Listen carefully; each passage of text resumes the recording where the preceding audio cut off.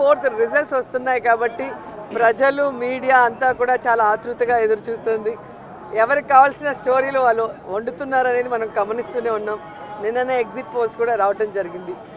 ఎవరు ఏం exit polls ఇచ్చినా ఎక్కడ ఏం డిస్కస్ చేసినా ఫైనల్గా జరిగేది second time Jagananna CM.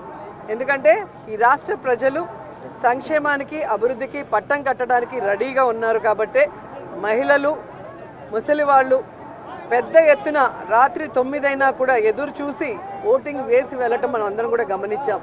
So మనకి స్వాతంత్రం వచ్చిన తర్వాత ఇంత పెద్ద ఎత్తున సంక్షేమాన్ని అభివృద్ధిని ప్రజల కోసం అందించిన ఏకైక ముఖ్యమంత్రి జగన్మోహన్ రెడ్డి గారు.